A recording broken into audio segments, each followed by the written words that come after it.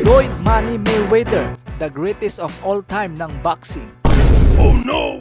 Sa kartadang 50 wins, 0 loss, 0 draw, ibinandira ni Floyd Mayweather na siya daw ang GOAT o greatest of all time ng boxing. Floyd Mayweather is still the face of boxing.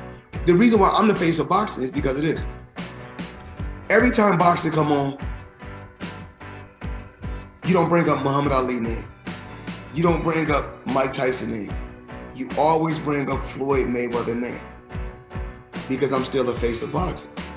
Sa totoo lang mga idol, marami na pong mga legends ang nakagawa sa record na ito. Kagaya na lang ni Ricardo Lopez na nakagawa ng 51 wins, 0 loss, 1 draw.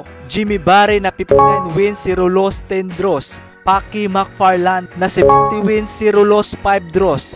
Julio Cesar Chavez na 89 wins, 0 loss, 1 draw. At si Jimmy Wild na 93 wins, 0 loss, 1 draw. Kaya kung ang kartada ang pagbabasihan mga idol, mas malayo pa ito sila kumpara sa self-proclaimed the best ever na si Floyd Money Mayweather. Ang kaibahan lang kang Floyd Mayweather mga idol, marami siyang tinalo ng mga bigating pangalan. Kagaya na lang ni Oscar De La Hoya, Canelo Alvarez at ang ating pambansang kamao Manny Pacquiao. At marami pang iba. At hawak din ni Floyd ang record na pinakamalaking pay-per-view buys sa kasaysayan ng boxing. Number 1 na dyan ang Pacquiao vs Mayweather na hindi na mapapantayan. Humakot lang naman ang laban na ito ng 4.6 pay-per-view buys. Number 2 ang Mayweather vs McGregor na humakot ng 4.3 pay-per-view buys. Number 3 ang Mayweather vs De La Hoya na humakot ng 2.4 pay-per-view buys.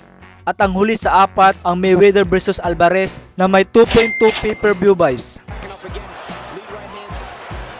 Pero kung si Mike Tyson ang tatanungin mga idol, hindi daw basehan ang kartada para hiranging GOAT ng boxing, kundi kung paano katanggapin at mahalin ng mga tao. Greatness is not guarding yourself from the people.